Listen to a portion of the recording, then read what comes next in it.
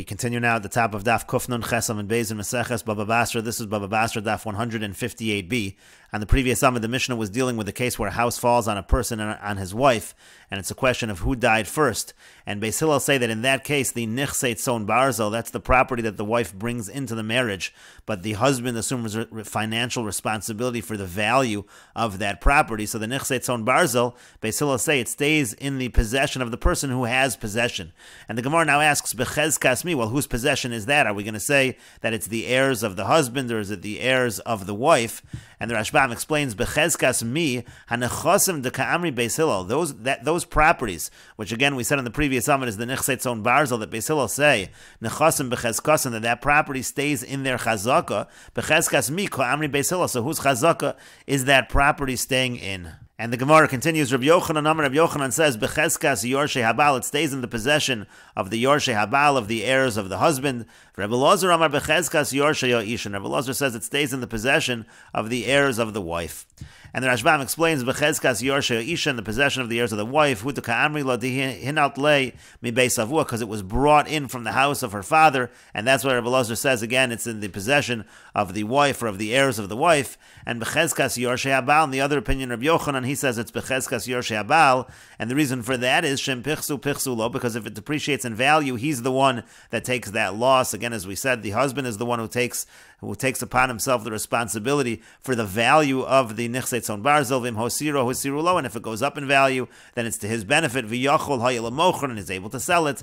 Hilkach Lo Dami LeNichsei Mulug, that's why Rabbi Yochanan says that it's not similar to Nichsei Mulug, and rather it's considered to be in the possession of the Yorshei Habal.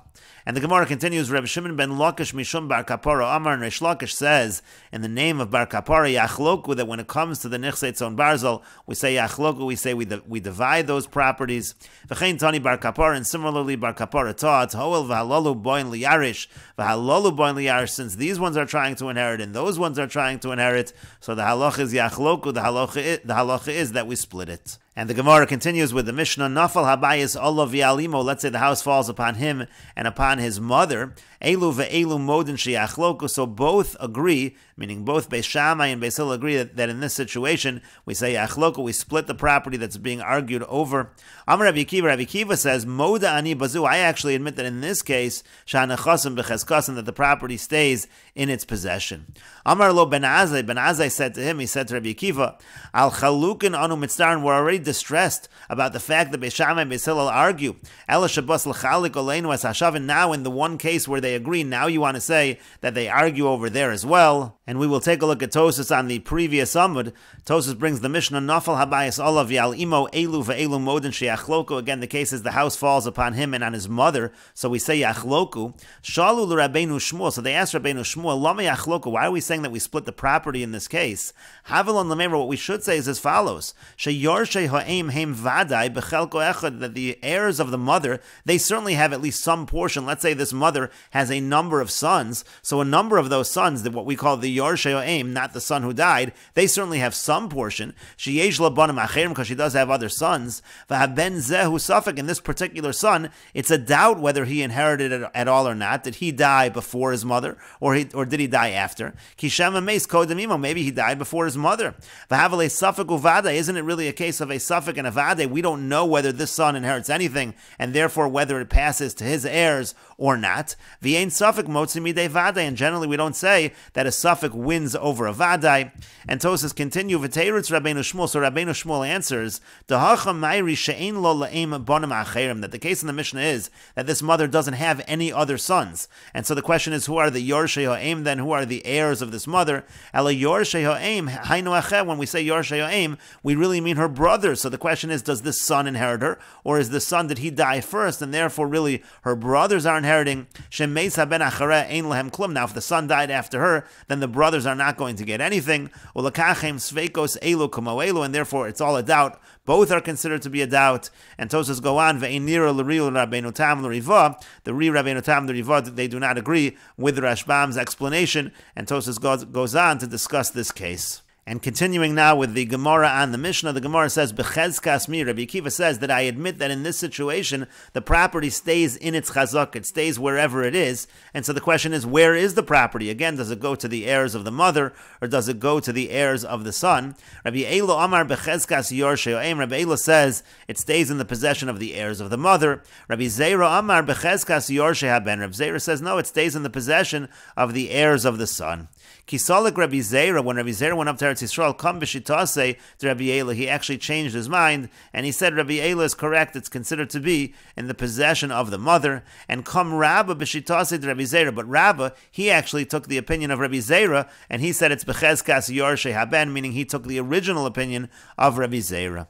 And the Gemara continues, Amar Rabbi Zera says, Shma mino avira to Eretz Yisrael machkim. We see that the heir of Eretz Yisrael makes a person wiser. That's why I understood to change my opinion, and that really it's bechezkas yorshei ha'em. And the Gemara says, V'tayim amai, but what is the reason? Why is it that it's bechezkas yorshei ha'em? Amar Abaya says, Hoel v'huchzaka nachala ba'oso shevet. Since already that nachala, that inheritance, it was in the possession of that shevet, because it was in the mother's possession within that shevet, therefore that is where the property stays. And the Rashbam explains, B'chezkas mi ad Rabbi Akiva koi. Again, we're going on the opinion of Rabbi Akiva that we say that the property stays wherever, with whoever has possession, and so we're asking who has possession.